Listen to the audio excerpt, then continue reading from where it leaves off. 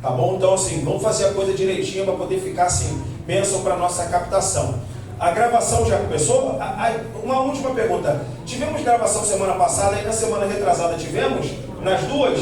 Muito bem. Alguém do interior de Minas Gerais, assistiu essa aula, entrou em contato comigo, lá do interior de Minas Gerais, não sei como ele achou, mas olha como é que é interessante. Do interior de Minas Gerais, ele espalhou para um grupo e alguém que estava lá me conhecia e entrou em contato comigo dizendo: isso aqui não é você? Lá no interior de Minas Gerais, irmão. Então isso é para você ver o quanto a tecnologia nesse sentido é boa. A gente vai explicando a palavra do Senhor e vai sendo gravada, armazenada, e isso roda o mundo. Amém, pessoal? Amém? Então ele inclusive, desculpa, está em casa. Ele, inclusive, falou assim: eu acho que está tendo tiroteio na live do pastor. Lembra daquele negócio que estava acontecendo? Pois é, aí a pessoa mandou, aí eu vi e falei: ele estava achando que estava sendo tiroteio. Mas acho que não era tiroteio, não, era só um estalinho. Tá bom, olha para cá, vamos lá então, vamos começar. Muito bem. Eu falei para vocês então que a gente pode dividir as cartas de Paulo em mais do que 13, podemos ir até 16. Tentamos então elencar as cartas de Paulo de maneira cronológica, está aí, ó, como você consegue observar na tela. E nós paramos ali na Coríntios C, que a gente registra, então, 2 Coríntios capítulo de número 2, versículo de número 2 até o versículo de número 6.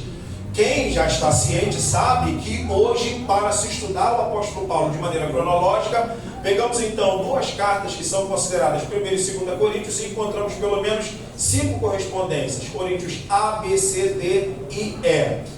A partir de agora a gente vai entrar numa fase um pouco delicada, mas eu já adiantei na semana passada, que seria os enfrentamentos do apóstolo Paulo com uma ala que se torna forte na igreja de Jerusalém, que é uma ala então que vai fazer um processo de cassação da credencial apostólica de Paulo, e não somente vai fazer essa cassação, como também vai fazer o mesmo itinerário que o apóstolo Paulo fizera até o momento presente, que nós vamos então entrar.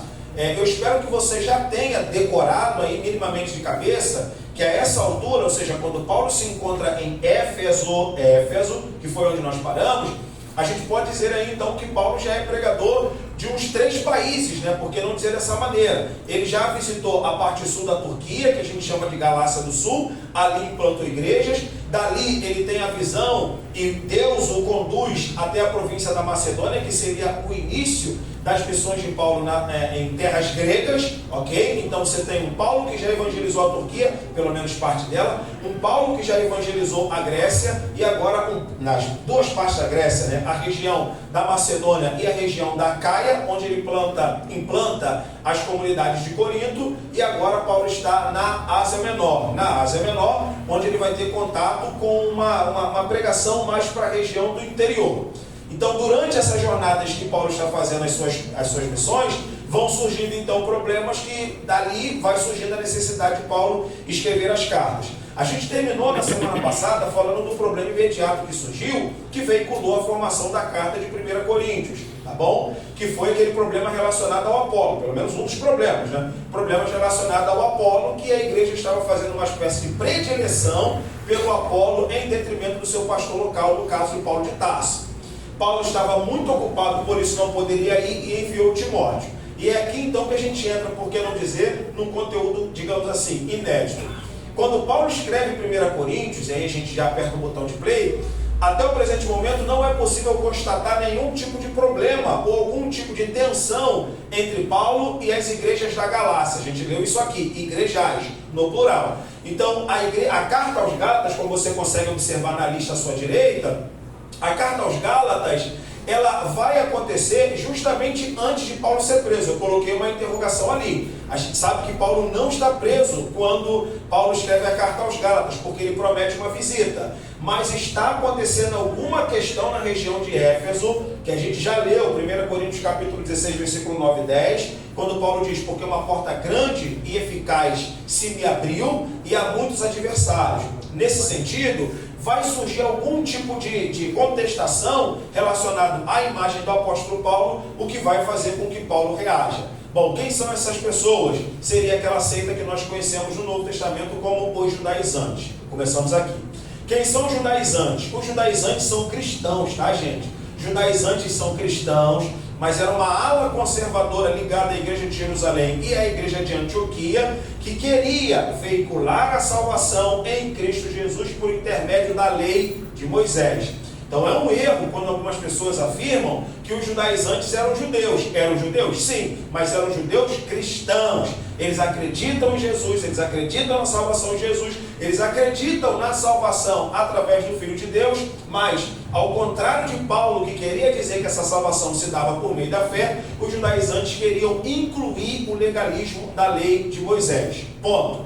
Então eles vão começar a fazer então o mesmo itinerário de Paulo, e você deve se lembrar de cabeça, o primeiro itinerário de Paulo foi começando por onde? Saindo de Antioquia, província da Galácia. Então quando eles vão à província da Galácia, naturalmente devam ter tido contato com as igrejas de Paulo e afirmando uma coisa interessante, ou seja, quando Paulo se tornou o fundador daquelas igrejas, ele ainda era um missionário, digamos assim, ligado à igreja de Antioquia e ainda ligado à igreja de Jerusalém. Sendo assim, aquelas igrejas não eram igrejas propriamente de Paulo na mentalidade deles. Então eles vão passando e retomando essas igrejas, e quando Paulo tem ciência de que as igrejas já estavam sendo retomadas, ele então escreve a carta aos Gálatas. Então observe aí na lista que aparece à sua direita: 1 Tessalonicenses, 2 Tessalonicenses, Coríntios A, Coríntios B, Coríntios C, carta aos Gálatas. Então a carta aos Gálatas vai entrar agora, antes de Paulo ser preso. Então vamos lá. Quando Paulo escreve a carta aos Gálatas, há uma ênfase em Paulo destacar a genuinidade da sua vocação e do seu chamado. E quando a gente observar agora, já peço para você abrir aí, abra sua Bíblia aí na carta aos Gálatas, capítulo de número 1, você vai ver o quanto Paulo o quanto Paulo afirma ser um apóstolo chamado unicamente por Deus. Isso não é sem sentido não, tá, gente? Vamos lá, Gálatas capítulo de número 1, versículo de número 1. Eu estou com uma versão um pouquinho diferente, tá? Porque eu fui pregar esse final de semana fora do estado, estava em Minas Gerais, em Governador Valadares, na verdade, depois de Governador Valadares, 60 km de Governador Valadares, e a minha Bíblia ficou lá, né? Responsabilidade do pregador, vai lá e prega e esquece a Bíblia na cidade. Então eu estou com uma outra Bíblia aqui que era um pouquinho mais exegética, mas fica sossegado, que é a palavra de Deus também. Vamos lá, versículo de número 1, tem que ser rápido. Paulo apóstolo, não da parte dos homens, nem por intermédio de homem algum, mas por Jesus Cristo e Deus Pai, que o ressuscitou dos mortos. Só até aqui. Observe uma coisa: se você naturalmente que lê as cartas do apóstolo Paulo, você vai ver que Paulo é mais educado quando ele faz as apresentações, sim ou não? Paulo, servo de Jesus Cristo, graça e paz da parte de Deus, nosso Pai, e da do Senhor Jesus Cristo, estou orando imensamente por vós, desejando em Deus que Deus me ofereça uma ocasião de ir até vocês, para que a gente possa compartilhar alguns dons espirituais. Resumindo, ou seja, sempre quando Paulo se apresenta para o seu público, Paulo costuma ser mais educado e gentil. Aqui Paulo já está enfatizando o seguinte, eu, Paulo, sou apóstolo, não da parte dos homens, nem por intermédio de homem algum, mas por Jesus Cristo nosso Senhor, que verticalmente me vocacionou. Ponto. Para quem já entende a lógica de estudar o Paulo cronologicamente, já sabe aqui por que Paulo está sendo enfático e já sabe aqui por que Paulo está sendo grosso. Por quê? Porque o grupo do judaizante começa a aparecer agora, já começa a contestar a genuinidade do seu apostolado. Qual era a contestação geral? Já disse para vocês. A contestação geral é uma só. Paulo não viu o Senhor. Paulo é um apóstolo tardio. Paulo foi um perseguidor. Aliás, Paulo foi consagrado por quem? Aí eu explico para você numa outra ocasião, só para deixar gravado, né? Paulo, quando chega em Jerusalém após a conversão, ele já chega sendo chamado de apóstolo, tá? Isso aí eu não vou ter tempo de falar, isso é um pouco mais de história. O Paulo vai, se converte, fica um tempo em Damasco. Quando ele vai chegar a Jerusalém, ele já chega dizendo que é apóstolo. Você imagina Pedro ouvindo isso? Não tem alguma coisa errada. Tiago ouvindo isso. O colegiado apostólico todo ouvindo isso. Então, na verdade, todo mundo que queria contestar o Paulo, já contestava a genuinidade da sua vocação. Em outras palavras, a vocação de Paulo é uma história muito mal contada para eles. A vocação de Paulo é uma história muito mal contada para eles. Então, essa história era uma espécie de calcanhar de Aquiles. Quando Paulo se apresenta na carta aos Gálatas, repito, quando Paulo se apresenta para a carta aos Gálatas, a coisa já explodiu. Então Paulo está sem paciência, por quê? Porque sabe que esse grupo está começando uma caça a Paulo. Primeiro, desarticulando a originalidade da sua vocação e depois da sua teologia. Quem está entendendo, diga amém. Amém. Então vou rápido porque eu tenho muita coisa. Então a primeira coisa que a gente precisa observar é isso aqui. Os capítulos 1 e 2 da carta aos Gálatas, perceba isso, irmão, é muito fácil. O capítulo 1 e 2 é toda uma descrição da vocação do apóstolo Paulo. Vamos lá, capítulo de número 1, versículo de número 13, 1:13. Vamos lá. Eu vou ler na minha versão, está um pouco diferente. Ouviste certamente da minha conduta de outrora no judaísmo, de como sobremaneira perseguia a igreja de Deus e a assolava, e como progredia no judaísmo mais do que muitos compatriotas da minha idade, distinguindo-me no zelo pelas tradições dos pais. Porém, aquele que me separou desde o ventre materno e me chamou para a sua graça, houve por bem revelar seu Filho em mim, para que eu evangelizasse aos gentios. Não consultei carne e sangue. Repita após mim: não consultei. Não consultei. Não consultei. Não consultei. Nem carne e nem sangue.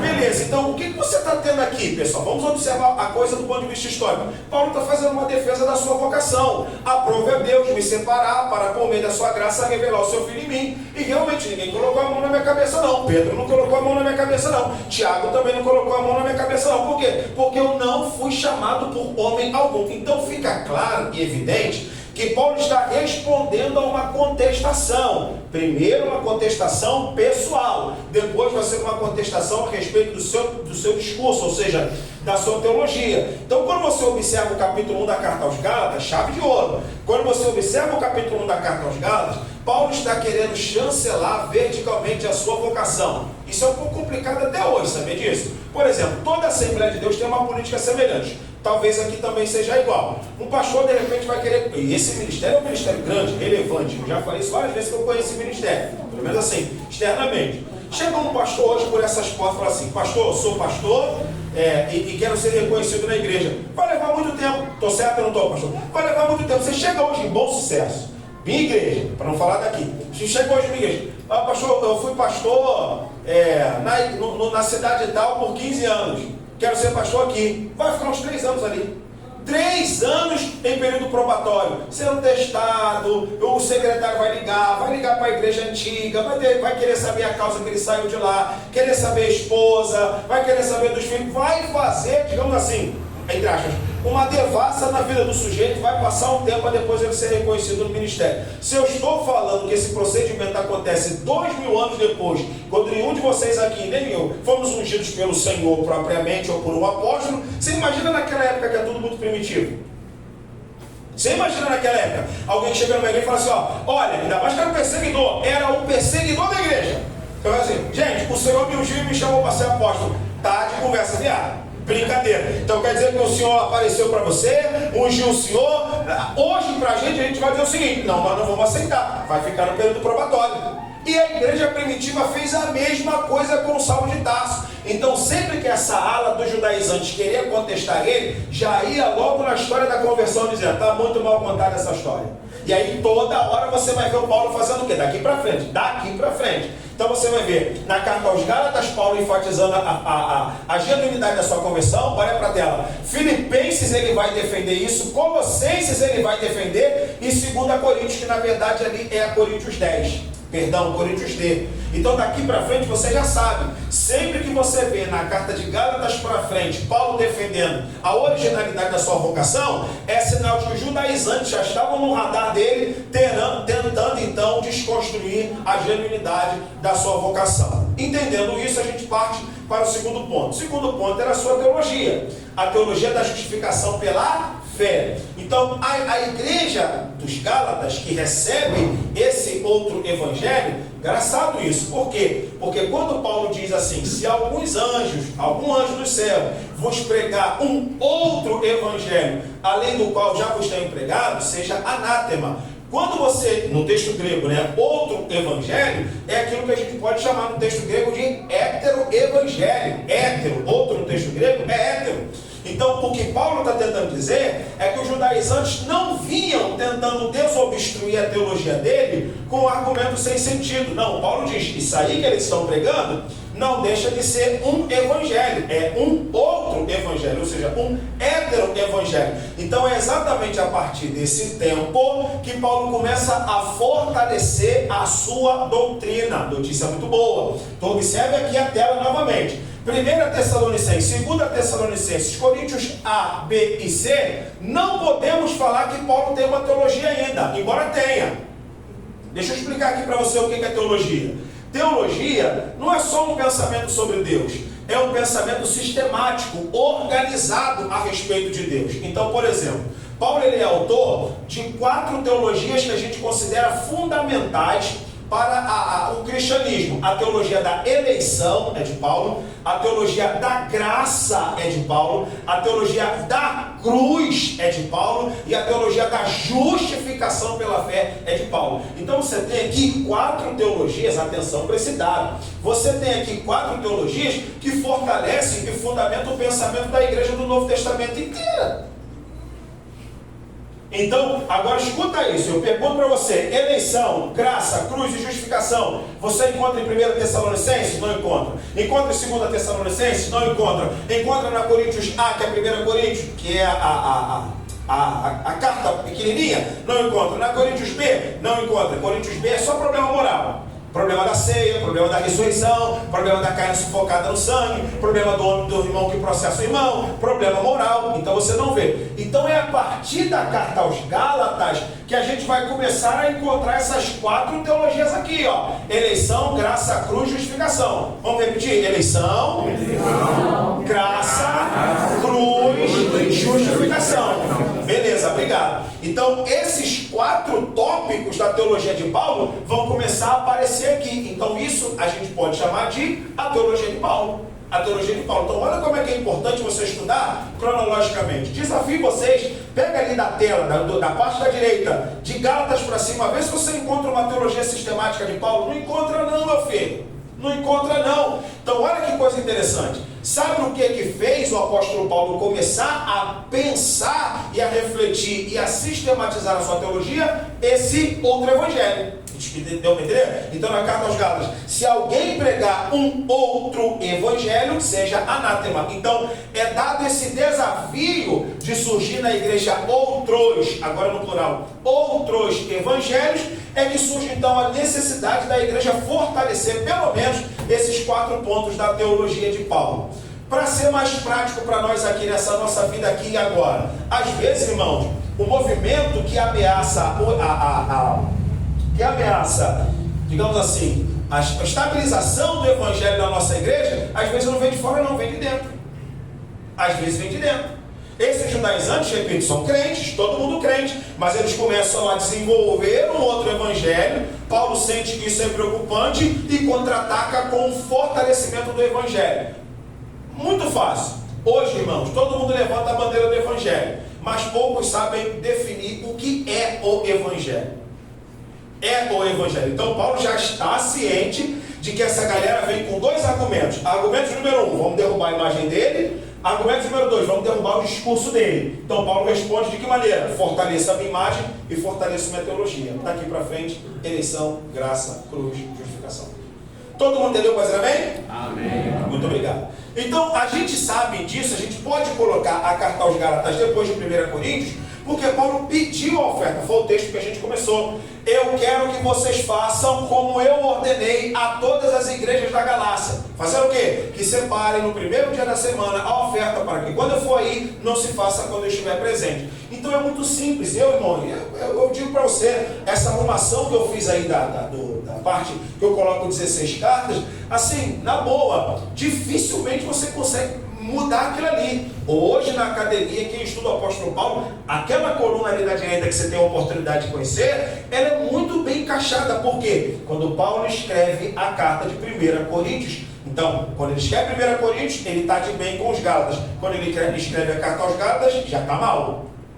O que significa dizer que, bem, se ele escreve 1 Coríntios, você está bem com os Gálatas porque pede oferta, quando ele escreve a carta aos Gálatas, então alguma coisa aconteceu entre 1 Coríntios e a carta aos Gálatas. O que aconteceu? Os judaizantes começaram a fazer o mesmo itinerário dele para dizer, vamos retomar todas as igrejas de Paulo. Quando Paulo então escreve a carta aos Gálatas, é bem provável que Paulo tenha sido preso, para a gente adiantar. Então, quando Paulo escreve a carta aos Gálatas, depois de ter escrito, Paulo pode ter sido preso. Vamos lá. 2 Coríntios capítulo 11, Bíblia aberta, e o versículo de número 24. 2 Coríntios capítulo 11, e o versículo é o de número 23. Eu vou começar lendo o 23.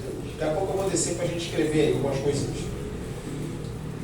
Diz assim a palavra do Senhor. São ministros de Cristo, como insensato digo, muito mais eu, muito mais pelas fadigas, muito mais pelas prisões, infinitamente mais pelos açoites. Só até aí. Então vamos lá. Em 2 Coríntios, Paulo está dizendo que enfrentou prisões, no plural. Tá bom? Em 2 Coríntios, Paulo está dizendo que enfrentou prisões no plural. Só que quando Paulo escreve essa carta aí, ele ainda não foi preso em Roma. Ele não está preso em Roma ainda. Então, se Paulo só vai ser preso em Roma, e aí sim a gente pode falar de prisões, porque ele passa uma noite preso lá na cidade de Filipos e depois ele tem aquela prisão dele em Roma, que é o que a Escritura mostra claramente. Ainda vai ficar um pouquinho detido em Jerusalém, a gente sabe disso. Então, se aqui, quando ele escreve 2 Coríntios, Paulo ainda não foi preso em Jerusalém, não foi preso em Cesareia e ainda não foi transferido para Roma, mas até aqui só se pode dizer com toda certeza que ele passou uma noite preso. Então pergunta agora, eu que pergunto, onde Paulo pode ter ficado preso em outra ocasião antes de Jerusalém, de Cesareia e da sua transferência para Roma? Onde? Então os estudiosos apontam, calma aí, antes da prisão de Paulo em Jerusalém, Paulo pode ter ficado preso em outro lugar. Se Paulo ficou preso em outro lugar, que lugar seria esse? Provavelmente Paulo deve ter ficado preso na cidade de Éfeso.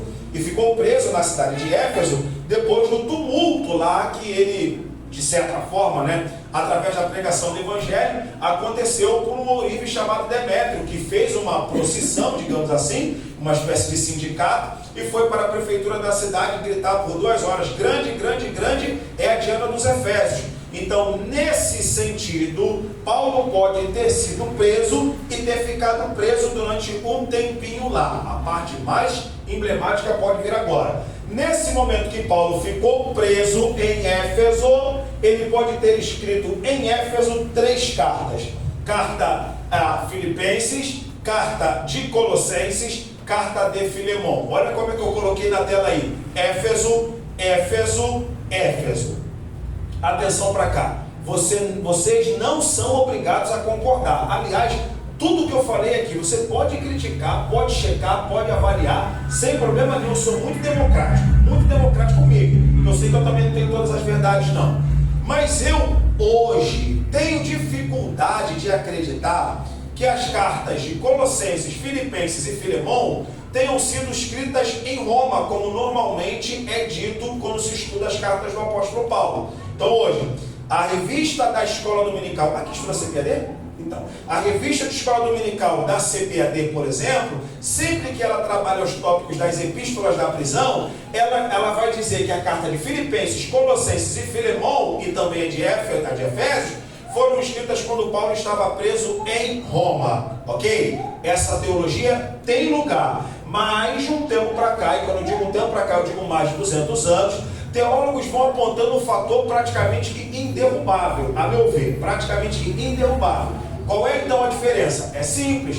Quando você observa as pessoas que estão presas com Paulo nessas 3 cartas, Filipenses, Colossenses e Filemão, a gente precisa pensar que houve mais pessoas presas com Paulo durante esse momento. E quando eu leio a prisão de Paulo em Roma, Paulo está preso sozinho. Paulo está preso sozinho. Então tem alguma coisa errada, que agora você, digamos assim, né? Vocês é que vão ter que me explicar. Então eu vou tentar explicar aqui para vocês a natureza da prisão de Paulo, gente que está presa com Paulo ali, e Paulo escreve essas cartas para responder aos familiares que estavam preocupados por conta da natureza da prisão dessas pessoas. Sendo assim, não precisa acreditar. Vamos lá. Eu vou tentar mostrar para vocês que a carta aos Filipenses, Colossenses e Filemão foram escritas quando Paulo esteve temporariamente preso em Éfeso. E assim, somente a carta aos Efésios, Paulo pode ter escrito quando... Paulo escreveu certamente quando esteve preso em Roma. Não é difícil. Então, professores de escola dominical, pastores, eu sei que vocês são muito habilidosos na palavra do Senhor. E quem sou eu para dizer assim, vamos fechar a questão e dizer que é Éfeso? Não estou fechando. Mas para se estudar o Paulo cronologicamente, algumas questões eu vou levantar aqui e você vai ver que é muito fácil. Vamos começar então. Primeira coisa, vamos ler Colossenses capítulo de número 4, Colossenses capítulo de número 4, e depois a gente vai observar Filemão. Vamos lá. Deixa eu achar aqui.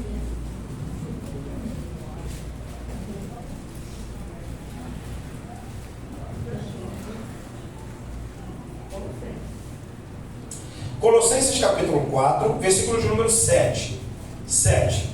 Diz assim: quanto a mim, Tíquico, irmão amado e fiel, ministro e companheiro de serviço no Senhor, vos dará todas as informações. Olha aí, vos dará todas as informações. Então olha só, olha para cá, por caridade. Vai ser gravado e depois você vai assistir melhor. Tem gente preocupada em saber a natureza da prisão do apóstolo Paulo, quando Paulo escreve a carta aos Colossenses. Então, como assim dar mais informações? Se todo mundo está ciente que a prisão de Paulo em Roma foi um pedido dele mesmo. Ele é que pediu, está preso em Jerusalém, vai ser transferido para Cesareia, Abelaste para César irás.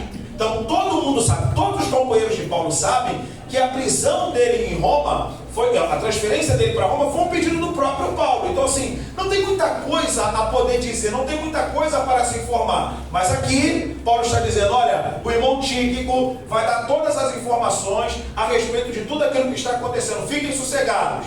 É como se fosse isso, eu não estou induzindo a compreensão não. Vamos lá, versículo continuando. Eu vou envio especialmente para vos informar de tudo o que aqui se passa e para confortar os vossos corações. Tem familiares aqui querendo saber, Paulo, o que está acontecendo?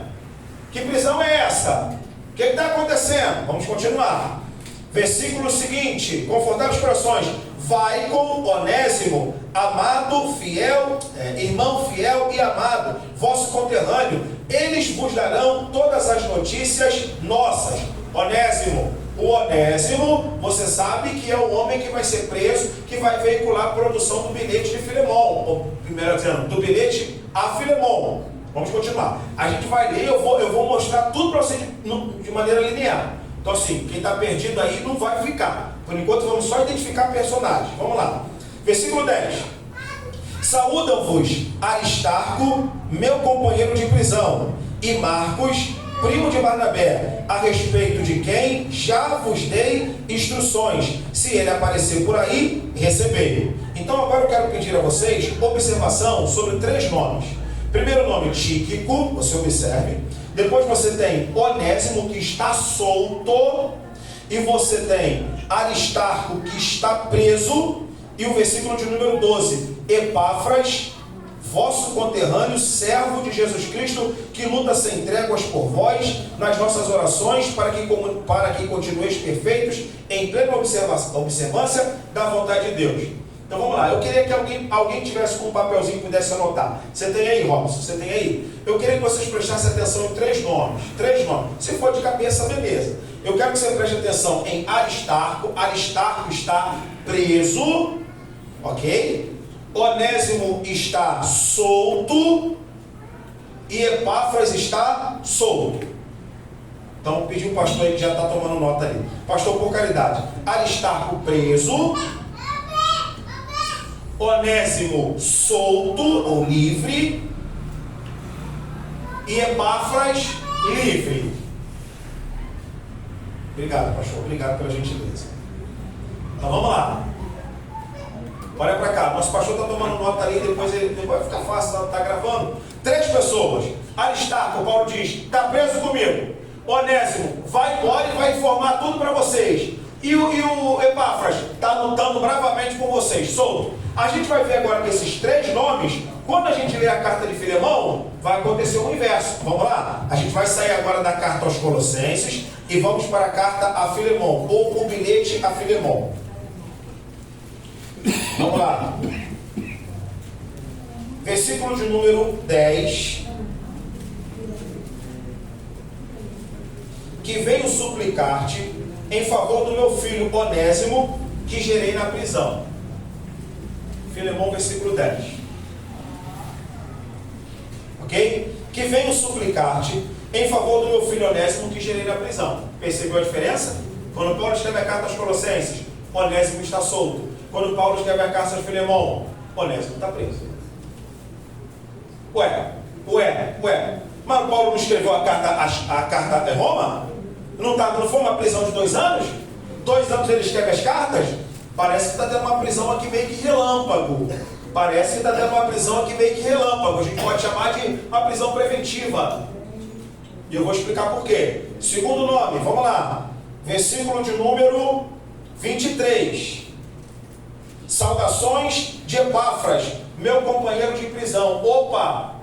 Epáfras em Colossenses está solto. Epáfras em Filemão preso.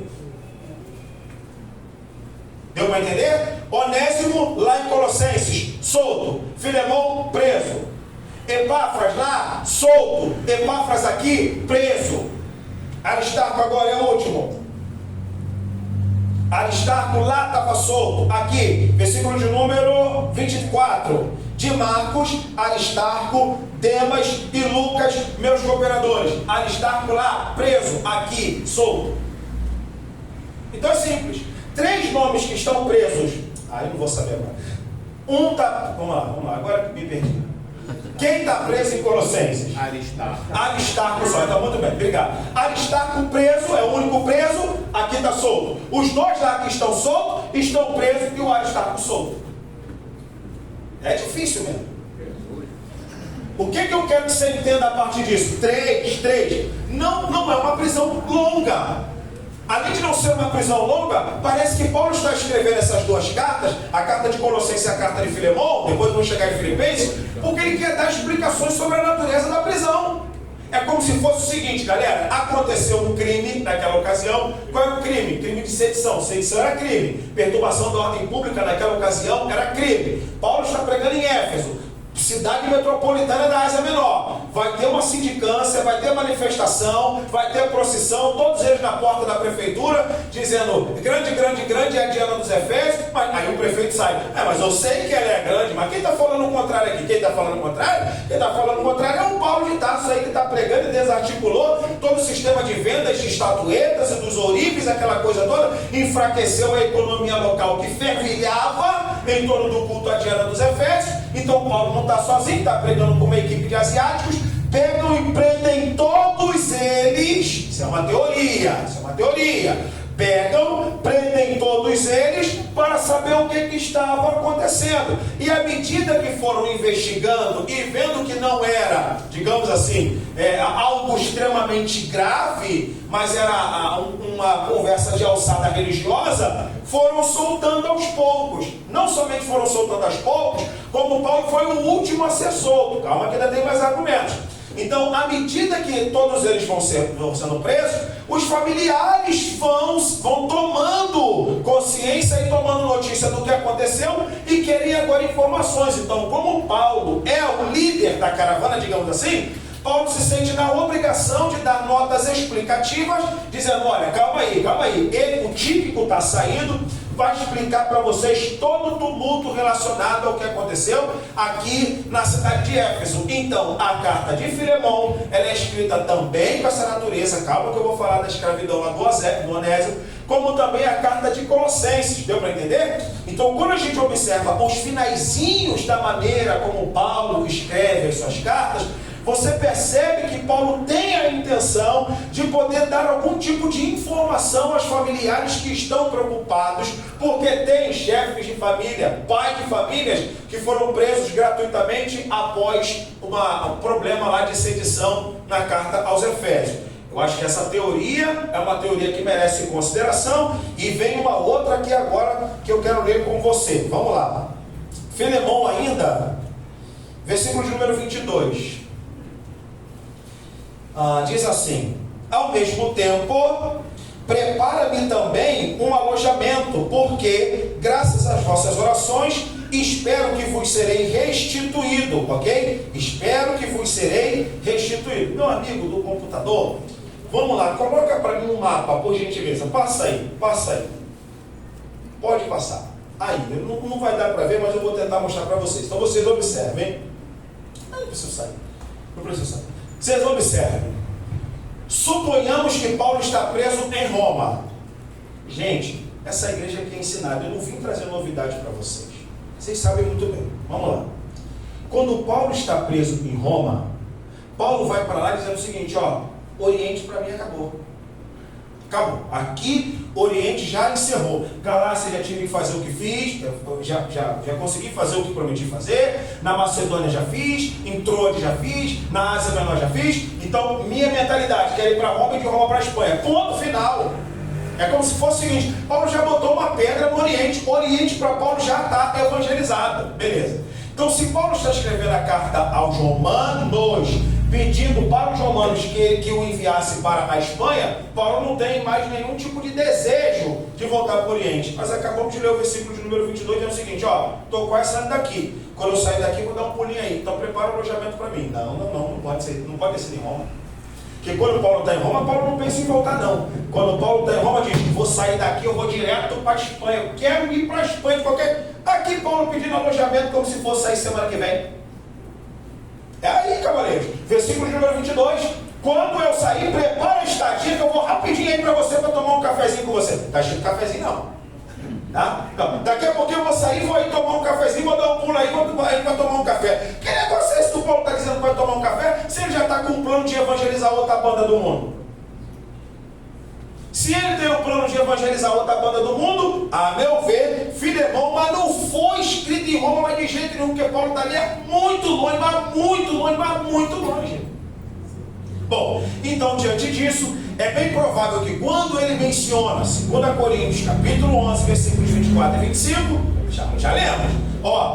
Enfrentei, são servos de Cristo, são filhos de Abraão, seu, em trabalhos, em fadigas e prisões. Aqui, 2 Coríntios 11, 24, é fundamental para se acreditar. Houve uma prisão de Paulo antes da prisão oficial em Jerusalém, que é Jerusalém, Cesareia e Roma. Ele vai ser transferido. Jerusalém, Cesareia e Roma. Então, essa prisão provavelmente é a prisão de Éfeso. E sendo preso em Éfeso, ali ele escreve 2 cartas. A carta de Colossenses e a carta de Filemão. E o que mostro para vocês são esses nomes que numa carta estão presos, noutra estão soltos. Ainda falando sobre a natureza da prisão de Paulo, essa prisão pode não ter sido longa, mas também não foi tão breve. Por quê? Porque um homem chamado Epáfras leva o caso de um escravo fugitivo para a prisão, onde Paulo conhece, converte e o envia novamente, que é o escravo chamado Onésimo. Então, a gente consegue observar que todos eles estão sendo paulatinamente libertos e Paulo vai ficando. O irmão já está solto, hein? O irmão já está solto. Uns presos, outros soltos. Aí vão saindo. E quem é o último? O último é o apóstolo Paulo. Tá bom? Todo mundo conseguiu compreender isso? Diga amém. Amém. Beleza. Então assim, repito, não é obrigado a acreditar. Você não é obrigado a acreditar. Mas é importante a gente conhecer, já que a gente está num simpósio, já que a gente está num mês, digamos assim, em que temos um estudo, um contato mais aprofundado com a literatura de Paulo. Poxa, vamos considerar, sabe? Vamos considerar esses tópicos aqui, esses nomes que Paulo está mencionando. Então, qual é a questão mais importante aqui para nós? A questão mais importante é a seguinte: bem, o Paulo preso em Roma está sozinho. Fato. O Paulo preso em Roma está sozinho. E o Paulo preso aqui mantém a gente à beça. Eu ainda poderia citar um outro nome, na verdade é um casal, Andrônico e Júnias, que Paulo diz que também foram seus companheiros de cela, que também foram seus companheiros de prisão, inclusive foram apóstolos antes dele. Bom, não pode ter sido a prisão de Roma, porque Paulo está preso em Roma sozinho. Vamos lá agora para Filipenses. Filipenses, abra sua Bíblia em Filipenses, capítulo de número 1. Pode voltar lá para mim por caridade. Volta lá para mim, a lista. Filipenses, então olha só, olha gente, olha para a tela aqui, ó. A gente então caminha Gálatas, Filipenses, Colossenses e Filemão. Então vamos lá. Essas duas cartas que eu adiantei, né, Colossenses e Filemão, provavelmente foram escritas depois de Filipenses. Vamos voltar a pensar aquele grupo lá dos judaizantes, que já fez aquele itinerário pelas igrejas da Galácia. Paulo perdeu as igrejas da Galácia, segundo a teoria dos principais especialistas, ou seja, Paulo conseguiu reagir ao outro evangelho dos judaizantes, mas no tocante à carta aos Gálatas foi tarde demais. Eu cheguei a explicar isso para vocês, sim ou não? Sim, né? Então, foi tarde demais. Eu vou dar aqui o versículo para vocês que a gente consegue provar que Paulo provavelmente perdeu as igrejas da Galácia. Romanos capítulo de número 15, versículo de número 25, abre aí, saindo um pouquinho da carta aos Gálatas. Perdão, Filipenses, que eu acabei de escrever. 15 e 25. Estou indo rápido demais, sim ou não? Eu, sim, não. Romanos, eu falei Romanos, não é? 15 e 25, muito bem, obrigado. Vamos lá.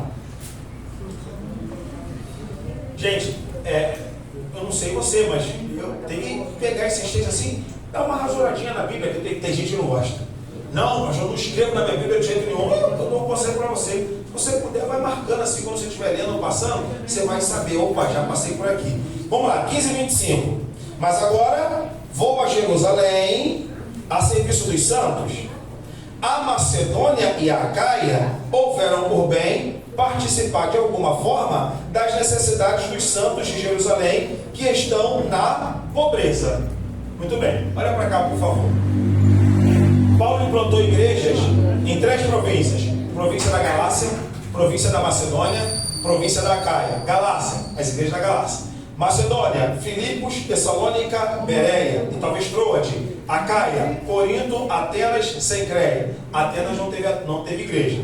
Então Paulo está pedindo oferta para Jerusalém, vindo dessas 3 igrejas. Ó, Galácia, manda oferta. Macedônia, manda oferta. Acaia, manda oferta. Só que quando Paulo agradece a oferta que recebeu, ele não menciona a Galácia.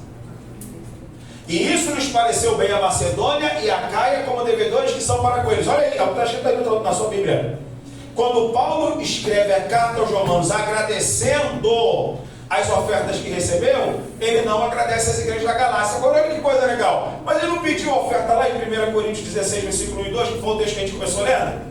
Ó, fazei, falando para Acaia, galera de Corinto, façam o que eu já ordenei que as igrejas da Galácia fazem. Fazer o quê? Separa uma vez na semana a oferta para que quando eu for aí, não se faça quando estiver presente. Então nós temos o registro que Paulo pediu oferta e temos também o registro que Paulo não agradece a oferta que havia pedido. É sinal então que a oferta não chegou. E a oferta não chegou por quê? Segundo Giuseppe Barbaglio, que é um biblista italiano, de onde eu tirei, ele diz: não chegou porque os judaizantes prevaleceram, retomaram as igrejas de Paulo, foram mais persuasivos do que o evangelho de Paulo e a oferta não chegou. Bem, quando Paulo agradece a oferta que recebeu, a lista não inclui as igrejas da Galácia. Então, isso lhes pareceu bem a Macedônia e a Acaia, essas participaram. Agora, atenção para cá. Por que a Macedônia participou e a Acaia participou? Porque Paulo agiu de maneira preventiva depois que descobriu o resultado do empreendimento dos judaizantes na carta aos Gálatas. E aqui torna a nossa coisa mais interessante. Vamos dramatizar, que fica interessante, né? Então, Paulo soube que os judaizantes já estavam fazendo o mesmo itinerário, queriam retomar as igrejas da Galácia, Macedônia e Acaia. Quando Paulo soube, carta aos Gálatas, tarde demais. Então, a partir disso, Paulo vai escrever as cartas e sempre no lugar da carta ele vai mencionar essa gente. Essa galera vai chegar aí a qualquer momento. essa galera vai chegar para contestar meu ensino. Essa galera vai chegar para, de alguma maneira, desconstruir o Evangelho da Graça. Então Paulo começa a escrever as cartas daqui para frente. Olha as cartas que a gente vai falar daqui a pouquinho. Filipenses, a gente já está falando agora. Vai ter a carta de 2 Coríntios, que é a Coríntios D, e o Espinha-Carne. Se prepare que a gente vai falar do Espinha-Carne. A hora já voou, mas o Espinha-Carne vai ser uma coisa muito legal. E a carta aos Romanos, entende bem? Então veja só, a partir daqui para frente, Paulo vai agir de maneira preventiva. Repita para mim, preventiva. Preventiva. Você pode aumentar o volume, preventiva. Preventiva. Ciente do que aconteceu lá, ele diz, então agora eu vou deixar uma parte das minhas cartas só para prevenir a galera. Se eles chegarem, vocês já estão sabendo. Se eles chegarem, eles vão chegar dizendo que são filhos de Abraão, que são legítimos e papapá. Se eles chegarem, vão me detonar, vão dizer que eu não sou chamado, vão dizer aquela coisa toda. Se eles chegarem, vocês já estão cientes, ok? Então, aí eu não sei, só vou explicar. Porque quando ele escreve a carta, a gente, então olha Paulo sinalizando esse grupo aqui. Que é o que eu falei, para quem não conhece, talvez ache até o Paulo um pouco prolixo e repetitivo. Caramba, toda hora Paulo, como se fosse um Paulo egótico. Egótico vem de ego. Poxa, mas o Paulo é um petulante de mão cheia, porque o Paulo tem um ego que é só misericórdia. Toda hora eu sou chamado pelo Senhor, porque eu era zeloso, mas eu sabia muito, eu sabia língua, eu era cidadão romano, aquela coisa toda. Puxa vida, por que a necessidade do apóstolo Paulo toda hora estar reivindicando quem ele era no judaísmo e no cristianismo? Você sabe. Toda hora ele está falando isso, porque a galera chega lá para atacar dois tópicos. Primeiro a pessoa dele, depois a teologia dele. Então ele toda hora tem que dizer sobre a sua pessoa e sobre a teologia, tá certo? Muito bem. Vamos lá então para a carta de Filipenses. Jesus, é bom demais estudar, sim ou não? Sim. Capítulo de número 3, versículo de número 1. Vamos lá. Eu vou ler aqui na minha versão. Finalmente, irmãos, regozijai-vos no Senhor. Escrever-vos as mesmas coisas não me é penoso e é seguro para vós. Cuidado com os cães, cuidado com os maus operários, cuidado com os falsos o quê? Circuncidados. Olha aí, circuncidados. Os circuncidados somos nós que prestamos cultos no Espírito de Deus e nos gloriamos em Cristo Jesus e não confiamos na carne. A quem Paulo está escrevendo isso aí? Aos circuncidados na carne. Não pode ser o público dele, porque o público dele é grego. Não pode ser o público de Paulo, porque o público de Paulo é grego. Então quem é? É aquela galera que Paulo está dizendo, já estão chegando, hein? Aí ele está dizendo, guardai-vos dessa gente, guardai-vos da circuncisão, guardai-vos dos obreiros fraudulentos. Todo mundo é crente aqui. Todo mundo é crente aqui. Os caras não são, só que Paulo chama o quê? Eles são inimigos da cruz de Cristo, ou seja, da teologia da cruz de Cristo, que é uma teologia da inclusão, e não é da inclusão sem nenhum critério, sem nenhuma regra, como se tem por aí não. Está arrependido? Então nós não vamos colocar sobre essa pessoa nenhum tipo de legalismo obrigatório de lei de Moisés, é isso que Paulo está lutando. Tá? Deixando claro aí para quem vai assistir amanhã depois, o pastor falou que o evangelho é inclusivo, e de fato é inclusivo. Agora, inclusive para o arrependido que quer se adequar a uma atividade evangélica. É a tolerância de pecado aqui, é isso. Então o que Paulo está dizendo, essa gente vai aí, vai me perturbar, vai tentar desconstruir, vocês estão sabendo. Vamos continuar lendo. Versículo de número 4. Aí olha Paulo, olha o eco dele aqui de novo. Aliás, eu poderia até confiar na carne. Se algum outro cuida que pode confiar na carne, eu ainda mais, circuncidado ao 8º dia, da raça de Israel, da tribo de Benjamim, hebreu de hebreus, segundo a lei fui fariseu, quanto zelo perseguidor da igreja, quanto a justiça que há na lei, irrepreensível. Aí, Paulo de novo. Olha aí, Paulo de novo. Hebreu de hebreus, segundo a lei fui fariseu, quanto a justiça que há na lei, irrepreensível. Olha o Paulo botando o ego dele lá em cima. Por quê? Porque essa era o argumento, esse era o argumento deles. Repita para mim assim, hebreu de hebreus. Hebreu de hebreus. Essa expressão hebreu de hebreus, eu falei isso aqui para você, era a mesma coisa de dizer o seguinte, sou da gema. Sou da gema. Porque eles queriam dizer que Paulo era o quê? Era um falsificado. Primeiro que Paulo era grego. E Paulo era um judeu, havia nascido em Tarso, mas ele era um judeu criado na cidade de Israel. Tinha aquela questão de regionalismo. Como tem ainda hoje, tá? Como tem ainda hoje, no meio da igreja. Entre nós não acontece isso, mas no Rio de Janeiro, muito lamento, digo, nortista e nordestino, meu irmão, sofreu muito na mão de sudestino. Sim ou não? Tem nordestino aqui, sim ou não? Fica com vergonha não, tem honra da sua região, amém? Mas ele sabe muito bem disso, piada contra nordestino, paraibano, alagoano, cearense, por aí vai. Então esse tipo de regionalismo tinha muito também no mundo de Israel, tinha muito. Olha Paulo legal, ó, não vem com essa de regionalismo não, porque eu sou hebreu de hebreus, em outras palavras, da gema. Da gema. Por que Paulo está dizendo isso? Porque os caras estão falando, Paulo nem judeu é, meu filho. Paulo nem judeu é. Paulo nasceu, foi na Turquia. Então Paulo seria grego. Na metade. Não. Vocês não vão me desconstruir, não. Eu sou hebreu de hebreus. Irmão, essa expressão hebreu já tinha até caído em desuso. Hebreu agora não é chamado de hebreu. Hebreu é chamado de quê? Judeu. Olha Paulo resgatando um termo lá do passado. Eu sou hebreu de hebreus. Eles vão tentar dizer que nem judeu eu sou, mas eu sou hebreu de hebreus, circuncidado ao 8º dia, da linhagem de Israel, da tribo de Benjamim, aquela coisa toda. Então, acho que não precisamos ler o texto todo para vocês acreditarem em mim. Então, o texto está querendo dizer para nós, evidentemente, que Paulo, no meio da sua prisão e em meio a uma audiência, está preocupado com a igreja que vai receber a visita dessa gente, e essa gente vai tentar então retirar as igrejas de Paulo. Quem entendeu, por favor, diga amém. Amém. Muito bem.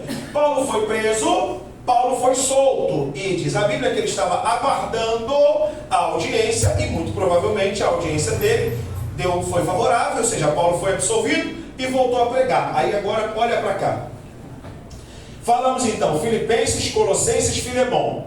Quando Paulo sai, Paulo ainda está preocupado agora com os irmãos de Jerusalém. E chegamos a uma parte muito bonita da nossa fala. Bonita mesmo assim, isso toca as minhas entranhas. Por quê? Porque o apóstolo Paulo, ele foi praticamente que enxotado da igreja de Jerusalém, que a igreja de Jerusalém não acreditou no ministério dele. Não acreditou, essa que é a verdade. Depois que Paulo sai, Paulo está sabendo que em Jerusalém os irmãos estão passando muito aperto financeiro. Muito aperto financeiro, muita falta de grana. Então, quando ele escreve 1 Coríntios, ele já havia pedido oferta para a Galácia. E quando ele sai, a preocupação de Paulo é uma só. Gente, eu preciso de dinheiro para poder mandar esse dinheiro para os irmãos de Jerusalém, porque os irmãos de Jerusalém estão passando dificuldade. É quando Paulo então vai fazer, sai e vai fazer a visita pelas igrejas da Macedônia e da Acaia. Então quando Paulo sai dessa prisão, ele vai para a Macedônia. Vamos lá, 2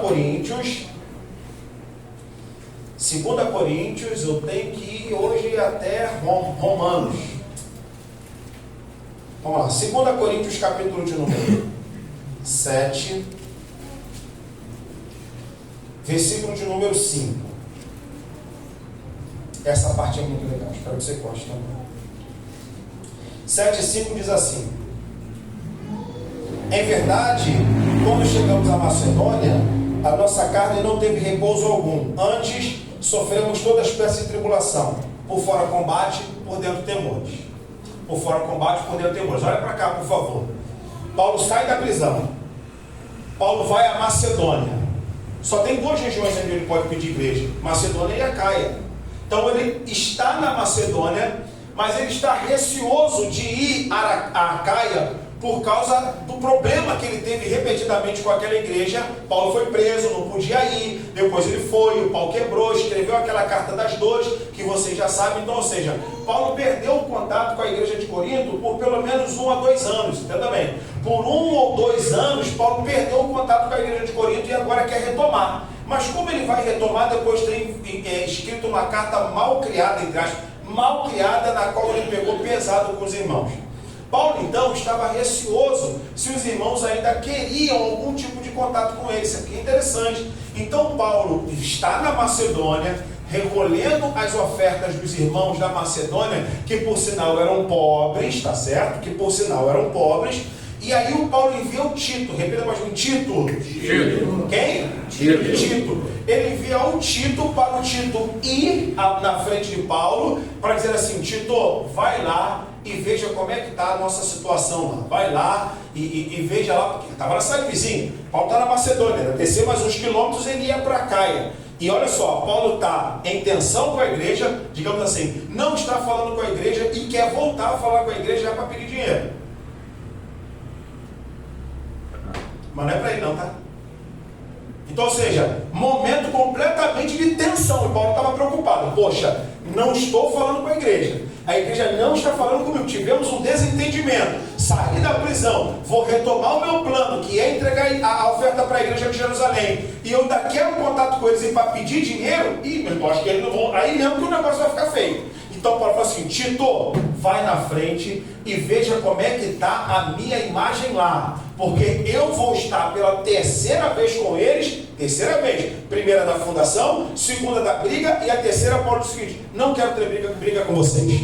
Eu quero ir agora, mas na paz do Senhor, na bênção. Vamos trocar cálice, a gente vai celebrar o Senhor junto. Não foi possível, por causa do espinho na cara. E eu vou explicar, tá bom? Então vamos lá. Quando nós chegamos em 2 Coríntios capítulo de número 7, versículo de número 5, a gente já leu? Olha só, pessoal, versículo de número 6. Você está comigo aí? Diga amém. Amém. Mas aquele que consola os humildes, Deus consolou-nos pela chegada de Tito. E não somente pela sua chegada, mas também pelo consolo com que recebeu da vossa parte. Referiu-nos o vosso vivo desejo, a vossa desolação e o vosso zelo por mim, de tal modo que em mim a alegria prevaleceu. Sim, se vos entristeci pela minha carta, não me arrependo. Uau! Eu estou lendo outra versão. Olha Paulo falando da carta. Vou explicar para vocês, é muito legal. Se vos entristeci pela minha carta, não me arrependo. E se a princípio me arrependi, vejo que essa vossa carta vos entristeceu, ainda que por um pouco de tempo. Alegro-me agora, não por vos ter contristado, mas porque a vossa tristeza vos levou ao arrependimento. Você pode dizer glória a Deus por isso? Então olha para cá. Paulo envia o Tito e fala assim, Tito, eu vou ficar na Macedônia. O que Paulo estava fazendo na Macedônia? Pegando as ofertas. Todo mundo já deu palavra de oferta, irmão. Aqui nessa igreja, com certeza, alguém já deve ter dado uma palavra de oferta falando da igreja, dos pobres da Macedônia, que deram acima do seu poder. E Paulo ficou feliz à beça. Onde é que você encontra isso? Em 2 Coríntios. E sabe por que você encontra isso em 2 Coríntios, capítulo de número 8? Porque Paulo está usando como modelo as igrejas pobres da Macedônia para entusiasmar a igreja rica de Corinto da grana. Mas não pensa que é para Paulo pegar esse dinheiro para ele, não. É um dinheiro para o povo de Jerusalém. Só que como o clima estava muito tenso, Paulo é muito esperto. Eu não vou pessoalmente, porque se eu chego lá para pedir dinheiro, aí mesmo que eu vou matar. Aí mesmo que eu vou matar. Então, Tito, vai lá e procura saber qual foi o resultado daquela carta brava que eu mandei. Que carta é essa? É a Coríntios A, B ou C? É a C. Olha lá, é a Coríntios C, que é a carta das dores, olha ela mencionada aqui, ó. Olha ela sendo mencionada aqui, ó. Porque aquela carta que eu produzi, que foi a carta das dores, das lágrimas que vos entristeceu, rapaz, não é que ela teve um efeito positivo, ou seja, eles ficaram tristes, mas aquela tristeza levou ao arrependimento. Então o Tito voltou, Robson. O Tito voltou, queria ver assim, ó, Paulo, você não sabe o que aconteceu? Não, eu quero saber. Cara, lembra daquela carta que tu foi duríssimo com os caras? Claro que eu lembro, rapaz, os caras estão alegres com você, estão arrependidos. Paulo, eles são sensíveis, parece que eles caíram em si. É mesmo? Imagina, é mesmo cair em si? Caramba, então quer dizer que eu posso ir lá? Aí Paulo manda o Tito, pode ir, mas antes, como eu estou preocupado aqui com a oferta, eu vou escrever uma carta para quê? Para pedir o dinheiro dos caras. Aí, imagina, você no Rio de Janeiro. Pô, pastor, só acabou de retomar a amizade, já vem pedindo dinheiro, pastor. Papo estranho, pastor. Não quer saber como é que está meu filho, não quer saber como é que eu estou, não quer saber. Mas, repito, não é dinheiro para Paulo. Então, Paulo escreve, atenção para cá, a Coríntios D. Coríntios o quê? Coríntios o quê? D. Coríntios D, que provavelmente vai de 2 Coríntios capítulo de número 1 até o versículo de número 9. Os capítulos 10, 11, 12, 13, o coro come novamente, porque há uma tensão novamente, e aí dessa vez Paulo eleva a sua ira à 10ª potência e vai dar lugar ao ego como nunca antes, que é o texto do espinho na carne.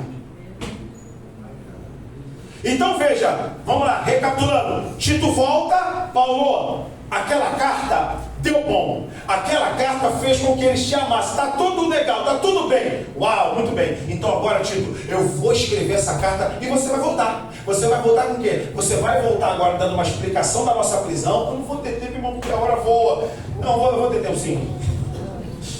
Ai, meu Deus do céu. 2 Coríntios, abre aí 2 Coríntios, capítulo de número 1.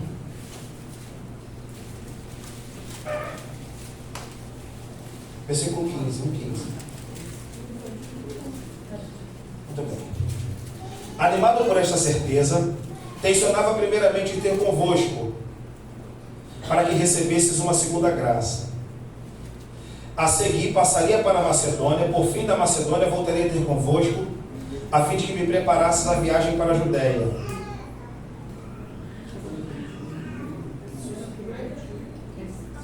É, 2 Coríntios 1:15, não é isso? Mas não é esse texto que eu quero, não. Calma aí. Não, calma aí. É 1:8, desculpa, é porque eu estou numa outra Bíblia. 1:8, vamos lá. 1:8. Não queremos, irmãos, que ignoreis a nossa tribulação, que padecemos na Ásia. Padecemos na Ásia, lembra? Padecemos na Ásia.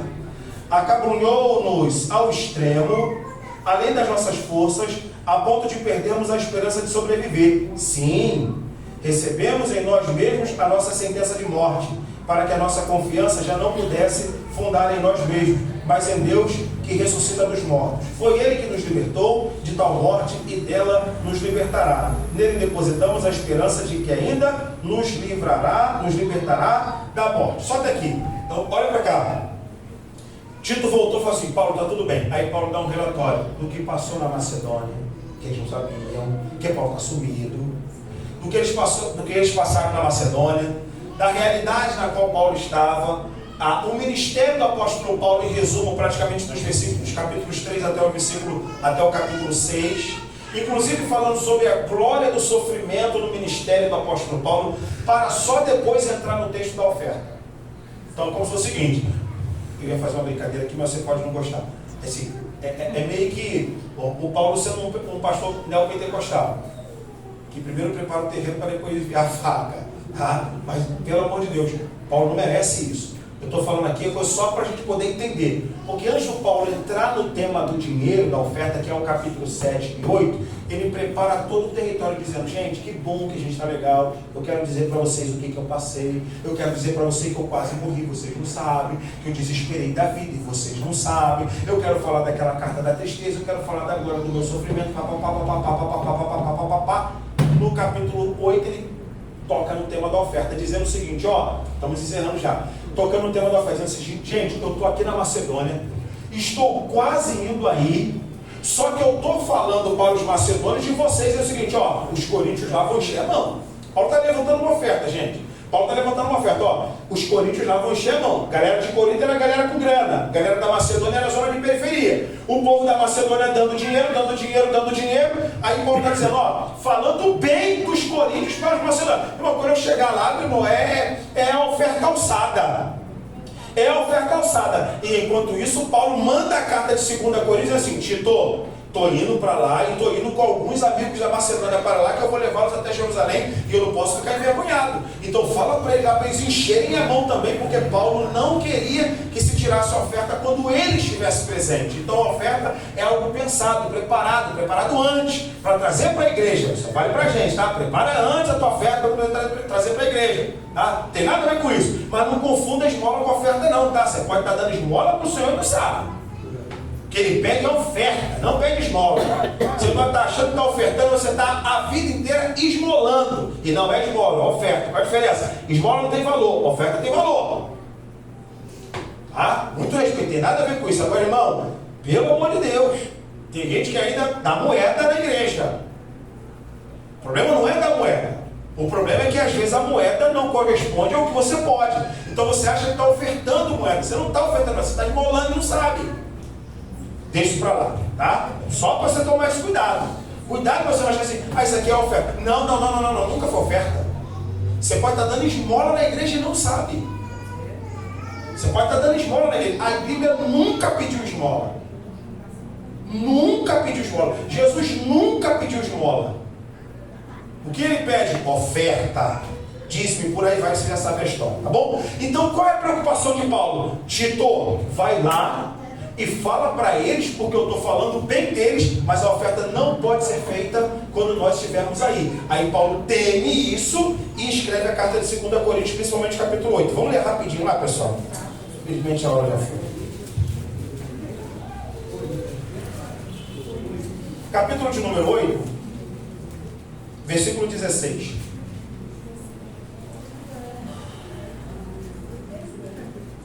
Você está entendendo? Pode dizer amém? Amém. Vamos ler devagarzinho. Não adianta também correr. Vamos lá. Vamos ler o versículo 1, gente. Irmãos, nós vos damos a conhecer a graça de Deus concedida às igrejas da Macedônia. Em meio às múltiplas tribulações que as puseram à prova, sua copiosa alegria e sua pobreza extrema transbordaram em tesouros de liberalidade. Olha para cá. Olha só como é que isso é emocionante. Só você imaginar. Paulo está nessa cidade, faltando alguns quilômetros para ele poder chegar aqui. A galera daqui que tem grana. Aí Paulo escreve a carta. 2 Coríntios é só isso aqui, ó. Paulo está aqui dizendo, ó, estou aqui com os irmãos. Os irmãos são generosos. Eu sou prova que os irmãos tiraram tesouros de liberalidade da sua mais profunda pobreza. Aí falou, vocês não vão fazer feio. O relacionamento tinha acabado de acontecer. Que Tito deu a prova para Paulo. Então assim, vamos caprichar para a gente poder mandar a oferta para Jerusalém. E quando ele escreve a carta aos Romanos, ele agradece. Então a Caia mandou a oferta. Vamos lá. Versículo de número 16, caminhando. Agora é 2 Coríntios 16. Graças sejam dadas a Deus, que pôs no coração de Tito o mesmo zelo por vós. Acolheu a minha solicitação e mais apressado do que nunca, espontaneamente vai ter convosco. Olha para cá. Vai ter convosco de que maneira? Com licença. Tito chegou lá, deu a notícia. Paulo, está tudo certo. Está certo? Escreveu a carta. Tito volta para a igreja e fala assim, senhores, Paulo ainda não veio. Tá ali. Suponhamos, né? Meia hora Paulo está aqui, mas era mais, muito mais. Daqui a meia hora Paulo está aqui. Só que Paulo mandou uma carta. Qual? Abre aí. Cadê o dinheiro? Poxa, o cara acabou de reatar o relacionamento e já está pedindo a grana? Já falei isso 1 milhão de vezes. Então Tito lê a carta para ele. Olha Paulo dizendo, graças a Deus que pôs isso no coração de Tito, porque ele ainda estava na Macedônia. Tito leva a carta de 2 Coríntios, reúne a comunidade e diz assim, mas gente, trouxe aqui o escrito de Paulo. Paulo está pedindo uma oferta para a igreja de Jerusalém. Só que essa oferta já tem que estar pronta, porque Paulo vai chegar com pressa, vai pegar e vai levar essa oferta para Jerusalém. Vamos continuar lendo, já estou encerrando. 3 minutinhos e a gente encerra. Muito bem. Versículo 18. Mandamos com ele o irmão cujo louvor, por causa da pregação do Evangelho, se espalhou por todas as igrejas. Não sabemos quem é. Alguns dizem que é Timóteo, outros dizem que é Lucas. Mas ainda foi designado pelas igrejas para ser o nosso companheiro de viagem nessa obra de generosidade. Serviço que empreendemos para a glória do Senhor e a realização das nossas boas intenções. Olha que coisa fantástica. Paulo não quer mexer com a oferta para que não haja desconfiança sobre ele. Então Paulo diz assim, ó, delegamos os irmãos e os irmãos vão fazer conosco essa viagem. Então são os irmãos cujo louvor do Evangelho já estão espalhados, irmãos da vossa confiança, como se fosse o seguinte, está duvidando de mim? Não é isso? Está duvidando de mim? Então pega o seu irmão de confiança, manda ele fiscalizar, pega ele, então está formando uma delegacia, ou delegados, né, que vão fazer essa viagem para Jerusalém, para quê? Para que eles não desconfiassem da integridade de Paulo, como se Paulo estivesse escrevendo uma carta só para poder pedir dinheiro. Vamos continuar. Versículo de número 20. Tomamos esta preocupação para evitar qualquer crítica na administração da grande quantidade do que estamos encarregados. Olha aí, para que não haja crítica, para que não haja dúvida, para pensar que eu não estou pegando dinheiro, para que não pense que eu estou pegando dinheiro, para achar que esse dinheiro não é para mim. Então está aqui, ó, esse aqui é da sua confiança, então você confia nele, confia nele. Ou seja, fazendo de tudo para que a igreja pudesse dar o dinheiro. Repito, não era o dinheiro para Paulo, mas eles tinham problemas com o dinheiro. Por isso que Paulo falou lá em 2 Coríntios, eu recebo oferta de igreja pequena e de igreja de periferia, mas não recebi a oferta da igreja de Corinto. É porque às vezes eu estou falando isso aqui e tem que parar para poder pontuar algumas questões. Depois você dá uma lidinha lá em 2 Coríntios 11, a igreja de Corinto queria pagar o salário de Paulo. Paulo diz, eu receber o salário de vocês? Tá louco, com muito respeito às igrejas batistas. Com muito respeito à igreja batista. Mas quem é pastor batista sofre. Pastor batista sofre, porque a igreja paga o pastor para que o pastor seja empregado da igreja. Sei muito bem, eu tenho amigos pastores batistas. Como é que funciona na igreja batista? Na igreja batista é tudo congregacional. Então, na verdade, a igreja demite o pastor. Se o pastor não estiver pregando direitinho, se ele não pregar para agradar o ego, o pastor é demitido. Por quê? Porque a igreja, quando paga o salário dele, ela o compra. Aí Paulo falou, eu recebi, está na Bíblia, gente, está na Bíblia, dá uma lidinha em 2 Coríntios 11. Eu recebi a oferta de você? Duvido! Aí os caras ficavam perguntando, ué, mas Paulo recebe a oferta dos irmãos, Paulo recebe a oferta de Filipenses, recebeu a oferta porque sabia daqueles irmãos. Agora os coríntios, Paulo recebe a oferta, comprei o seu ministério, eu é que te pago, irmão, com muito respeito da igreja batista é assim. São os diáconos, são o conselho da igreja. Pastor, o sermão do senhor não está legal não, demitido. Aí, ó, uma comprovação. O sermão do senhor não está legal, não. O pastor só está sendo muito ofensivo, demitido. Como é que pode um negócio desse, meu Deus do céu? Então, na verdade, quando a igreja batista, não são todos, estou falando generalizadamente, é claro, mas quando a igreja batista paga o salário do pastor, em outras palavras, ela está comprando o pastor. Ó, vê lá que a pessoa vai dizer, hein? Porque senão só perde o emprego, te diminui seu salário.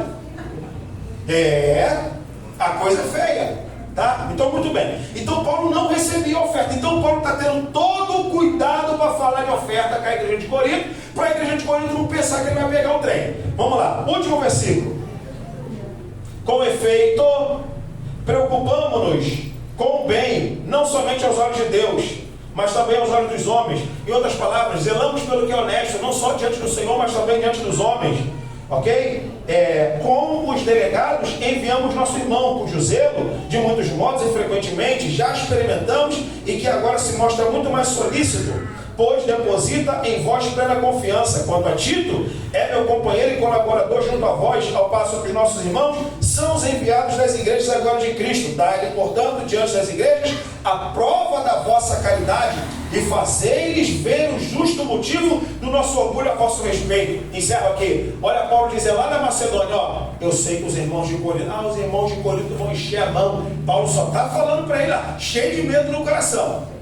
Em outras palavras, colocando a mão no fogo. Paulo falou lá para os macedônios, poxa, que legal, vocês estão ali ofertando. O pessoal de Corinto, mas o pessoal de Corinto é generoso. Se levantar uma oferta, a galera vai chegar junto. E Paulo no coração, ai meu Deus, Tito vai lá para não ficar de cara feia. É sério mesmo. Tito vai lá para não ficar de cara feia. Aí Paulo está lá, falando bem dos coríntios, mas sabendo que no fundo, eles eram, ó, assim. Ou se dessem, queriam comprar. Aí Paulo diz, a mim não, que eu não sou bobo. Estou mandando esse, que é da confiança de vocês, para não pensar que eu estou pegando dinheiro. Porque zelamos pelo que é honesto, não só diante do Senhor, mas também diante dos homens. Encerrando. Vai ter problema de novo. E dessa vez o problema vai ser feio, porque provavelmente desconfiaram ainda assim. Aí Paulo perde as estribeiras. E ele vai então discutir mais uma vez com esses judaizantes que provavelmente saíram da Macedônia e chegaram até a Caia. É quando Paulo escreve aquilo que a gente pode chamar de Coríntios D, os capítulos 10, 11, 12 e 13, que vai ser o espinho na carne. Não perca, semana que vem, que nós vamos falar sobre o espinho na carne de Paulo. Já vou adiantar, sem mistério. Pastor, sempre achei que era isso. É a coisa mais fácil do mundo, né? Esperei a vida inteira para poder saber o que é isso. É importante você saber, mas todo mundo já sabe o que é o espinho na carne de Paulo, tá? Se você não sabe, semana que vem você esteja aqui. Muito obrigado, Deus abençoe. Até a próxima, querendo o Senhor.